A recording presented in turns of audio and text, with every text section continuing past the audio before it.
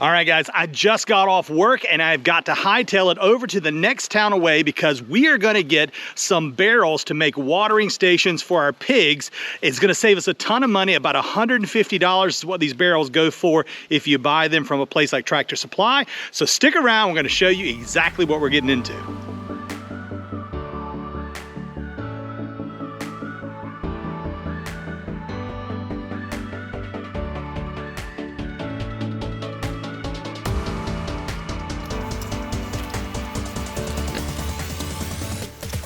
Hey guys, welcome back to our channel, The Purpose-Driven Homestead.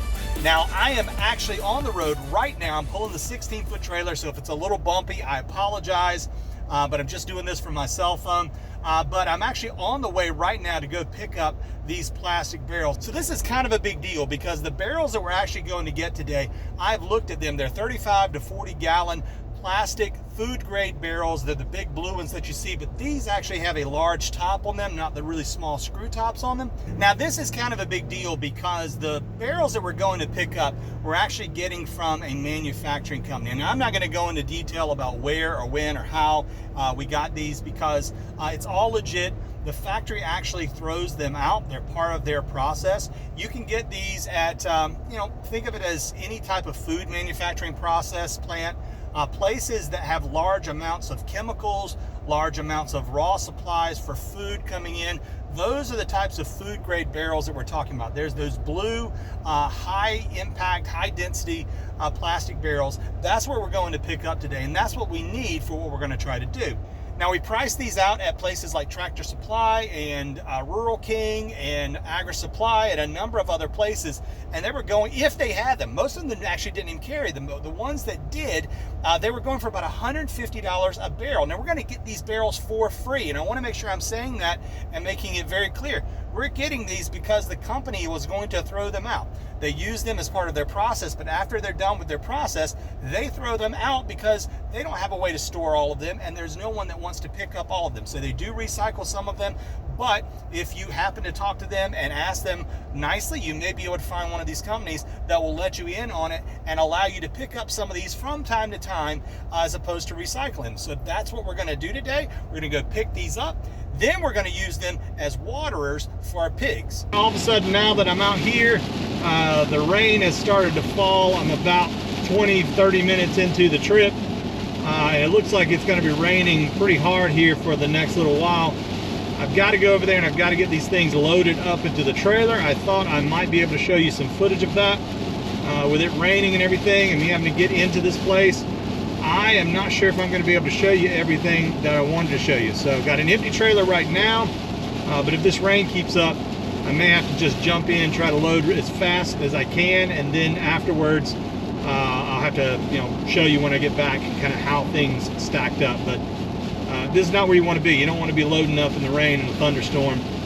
That's just not, it's not optimal. I'll be drenched when I get done. So, but it's free, so you know what? I'm very grateful for the people that are kind of helping us out here, so we just got to do what we got to do. Now, you might be wondering to yourself, why on earth is it so important that you get these barrels? I mean, can't you just run a water hose out there? Like I mentioned earlier, that's not something that we want to do. One, we're talking about a decent distance right now while we're going to have these pigs. We're going to get them acclimated to our space. We're going to have hog panels out there that we put down with T-posts. We're going to basically make an area for them where they're going to be sheltered. We're going to be training them on electric fence. So we're going to have them in a small contained area to start off with. And we don't want to have to be going out there constantly to put water in things like a little trough or something like that. Plus, they tend to turn those over and they'll want to get into the water. So we're trying to find a way to keep that water controlled. Now, we talk about control. What we're really trying to say is we don't want these pigs to be able to get the water, turn it over, make a big old mud puddle out of it, and then start wallowing in it. Every pig, I don't care if it's an Idaho Pasture Pig like we're getting, or Cooney or anything else, every pig wants to wallow in mud. It's how they keep themselves cool. It's also how they protect themselves from bugs. And so that's just the way it is with a hog. They're gonna wanna get into that. So we're trying to prevent that, not because we don't want them to be cool, but because we don't wanna mess the ground up. We want to be able to put them in a space, and when they leave that space, in just a few weeks, we want that space to look as if those pigs had never been there, or as close as we can get to it. We want it to be able to rejuvenate and regrow and be lusher than it was the first time. Now the good news is it looks like it's lightening up a little bit, so I just kind of show you here. Looks like we got a break in the clouds coming up, so that's good news. Hopefully I can get on the other side of that and we can actually load up. It's just me today, so I can actually load up and get everything into the trailer without it getting too wet. I'll probably have to put some stuff in the back of the truck as well. So I'd like to not be in a spot where everything's getting super wet and I'm gonna have to, you know, just load up. I don't want to get wet, to be honest with you. I don't want to be getting back into the truck and be drenched. So this is welcome to me to see that it looks like it's lightening up a little bit. So the other thing I want to mention is that with Idaho Pasture Pigs, we want to keep them on pasture. That is a big thing to us. And so the watering is also going to be something that needs to be portable. And in the sense that it's portable, we need to be able to move these pigs every day or 2 or 3, depending on kind of how big the paddocks is, but we need to be able to move them. In order to do that, I need something that I can dump out, move to the next paddock, fill up, and then get on with our day. And that's the type of things that these water barrels are gonna really help us with, because they're gonna allow us to be able to dump the water out. We're gonna have pig nipples on there, so pig waterers, where they'll go up, they'll bite it, that'll give them their water, and it'll allow us then to dump it out, move it to the next paddock, and we can actually have these in rotation. So we'll have the water already in the next paddock when they go to it. So we'll have 2 barrels or so set, 1 to 2 barrels set up. We can then move them to the next paddock. There'll already be 1 to 2 barrels of water set up in there. We'll close them off. Then we'll go back and dump the original paddock water. See, that way they don't want to get into the water and wallow around and not go to the next paddock. So we'll do that intentionally. We'll move them first, then go dump the first paddock, then we'll leapfrog and take that first set of waterers, that first set of barrels, and we're gonna move those over, and they'll go into now the 3rd paddock. And so it'll be this constant leapfrogging where we're gonna be taking the old paddock, dumping the water out, moving it to the next paddock to wait on us when we go there. And so that way there's not this stress of trying to get the waterers over there, and again, dumping out the water and having the pigs want to stay in it. This will eliminate that. But that would be super expensive if we didn't have an opportunity to grab some of these barrels for free. And so I really encourage you, look for places where you can get these for free.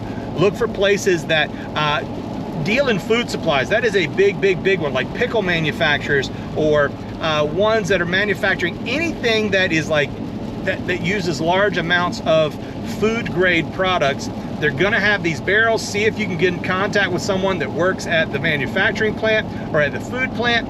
And if you do, see if they have the opportunity to give you, or at a very low cost, get those barrels to you, because it's gonna be a whole lot cheaper than if you got them on your own, buying them from a place like Tractor Supply.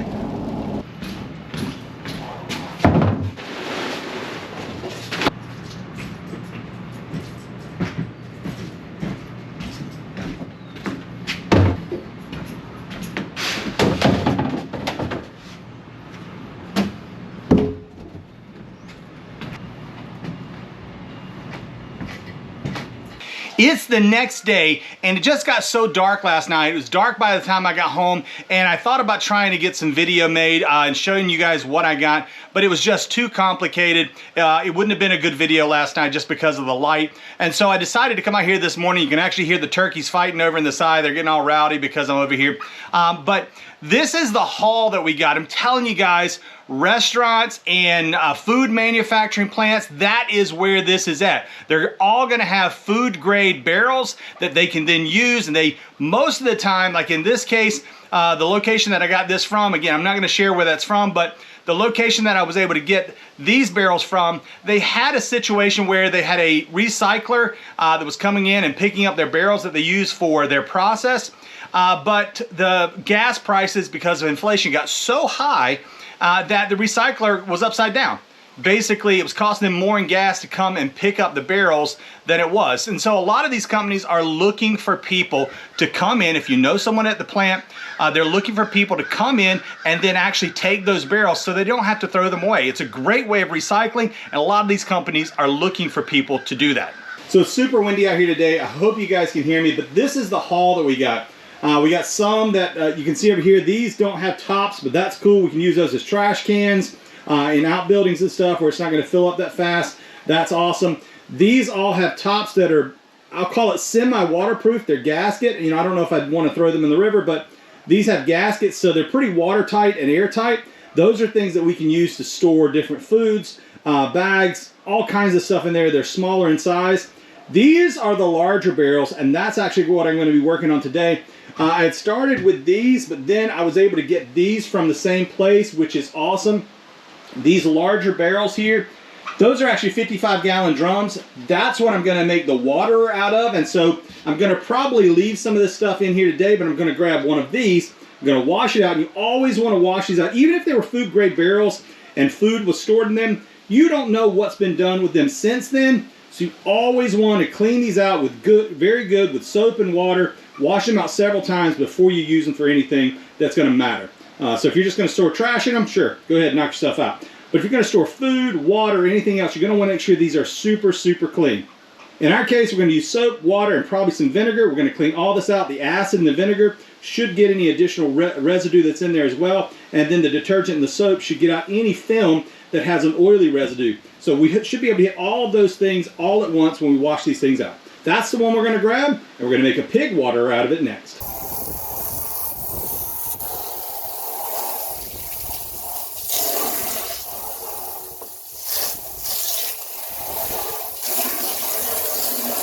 I feel like this job is taking me way longer than it should. Working just an hour or a half hour at each day, it only gives me so much time. By the time I get my tools out, with the days getting as short as they are and still working a town job, it doesn't give me much time to be able to work on this stuff. So today we're going to finish our watering barrels. It's going to be for our pigs. I might even give you a little bit of footage of the girls as we just got them. But today we're going to be working on that. We've been feeding them from just a regular old trough for now, but we definitely want to use this because it's going to help us so that we can avoid all of that water spillage. Okay, the first thing is that we have actually had this sitting for a while. I have a bleach and water combination in here that's been basically making sure that everything, I've turned it a couple times, I've rolled it around, I've made sure that the top got it as well. That was after I washed it, so I've just been letting this bleach sit in here just to make sure we've killed off any pathogens that might be in there. Truth is, 10 minutes after I start, there'll be more pathogens in there than there is right now, so they're pigs, they'll live. But I want to start out with a very clean barrel. You don't know what's been in here before, so I wanted to make sure I cleaned it really good. I've done that, so I'm going to dump all the bleach water that's in here. It's only a few inches. I'm going to dump all that out, rinse it out real quick, and then I'm going to start.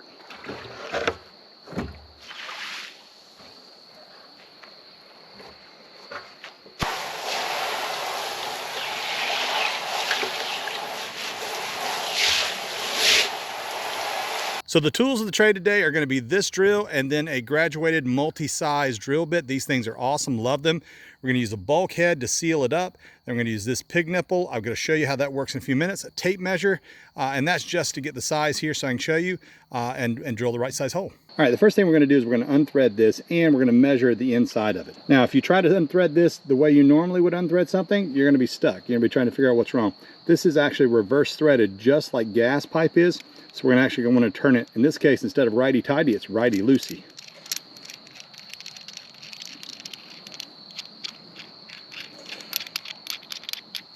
All right, so we've got that off now. What we want to do is we want to check the sizing here. And this outside diameter is what we're going to use on the threaded part. This outside threaded part is what we're going to use.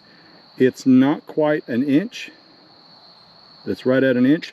So we're going to thread this out and figure out. So you can see here the inside, it even says that this is a 1/2 inch. And I'm going to link all these things in the description, but you can see that this is a 1/2 inch nipple. It threads in the normal way, and it even says that it's a 1/2 inch here.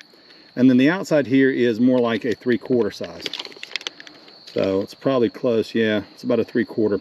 So we'll get the drill bit right here in a second, and we'll drill our hole, and we'll make sure we've got the right measurement. So as we're trying to figure out where to put our fitting, I don't know if you can see it or not, but I'll turn to the side. You can see that there's actually a slope here on this barrel. And it kind of starts somewhere around here and then slopes down. Then it tapers and it has a flare here, and this is to make sure it's stable. That's the base of the barrel right here. So we want to have this up on the flat part here.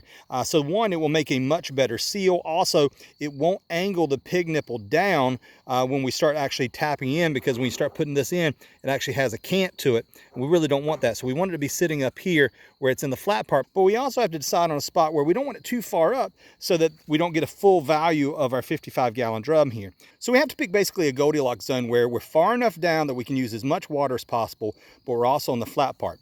And so that more or less ends about right here. So this will give us, you know, the last 4 or 5 inches. Also make this a little easier to get in when we pull it up some. The last 4 or 5 inches of water is probably a few gallons, but you know what? We're going to sacrifice that to make it easier to get into and to tighten, and then also it will allow us to make a much better seal on the bulkhead. Okay, now I've got my barrel situated kind of in an impression, an indention here, a low spot, so to keep my barrel from rolling as much. I'll still have my hands on it, but I'm just going to pick a spot like we talked about that's in a good place, still in that flat part, and we're going to go ahead and make our drill hole.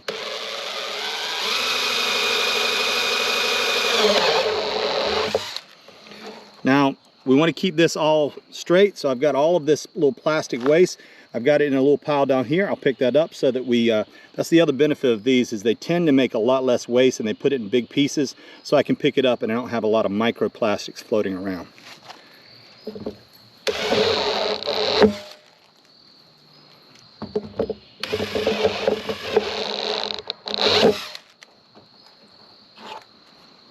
You can see we still got a little bit further to go here. Almost there.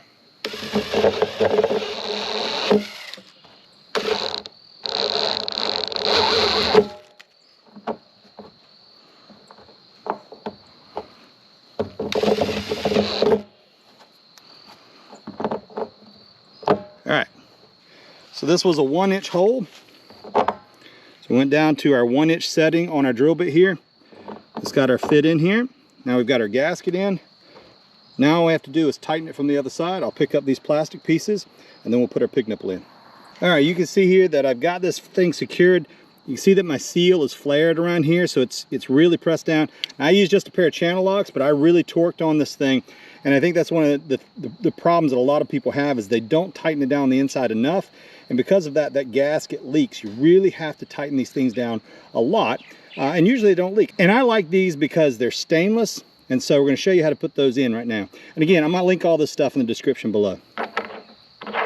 This one threads in just like normal. You can see that it's down right now. We're going to have to give this thing a little bit of a torque. All right, guys, so here's our finished product. We've got our nipple on now. We've tightened everything down. Now, I like to have mine, so you can see this is kind of the situation. This is how it would be situated normally. I like to have this open section facing up. So that's the top of the barrel up there.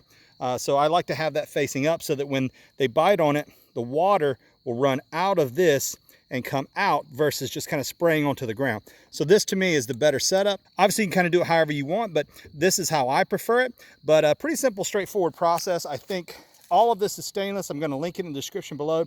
This is the best way to feed animals like pigs though, so they don't waste a lot of water. So post-production is where everything happens. So I checked this thing for leaks, and I forgot to wrap this in Teflon tape.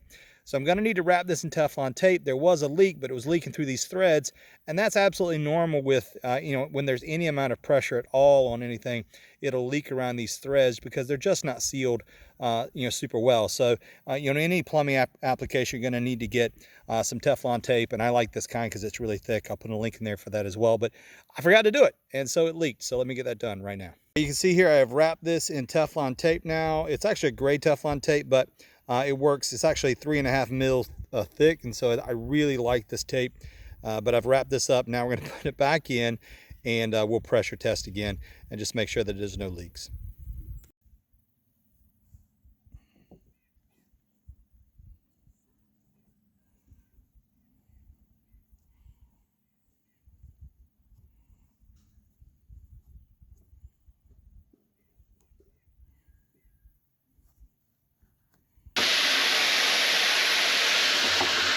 All right, we can see that we've got our bulkhead. Water is well over it now, and no leaks. So this is the part where they'll press it, so we don't have any leaks down here, which is good. But now if I push on this, see the water flows out. Now this will come out faster as the pressure gets more in there, but they'll drink from that, they'll bite it down, and that's where the water will come out. So we got this fixed, and now we're ready to put that in with the pigs. I feel like I am always rushed at the end of the day to try to get any project done during the week. If you backyard homestead and you work a town job or you're doing part-time homesteading, drop us a comment. I'd love to hear what your experiences are. See if you have some of the same problems that I do, because I'm telling you, man, it is so hard to get done. My wife is amazing. She does so much during the day for us to try to take care of some of these things. But during the afternoon when I get off work, I only have, especially here in the fall and winter, I only have like an hour, 30 minutes to get projects done. So I do the best with what I can, just like our motto, right? Do what you can with what you have. This is what we have right now. It's that season of the year. So that was that project. I did promise you a little glimpse into the pigs. So you can see the girls over there. A little bit of snorting.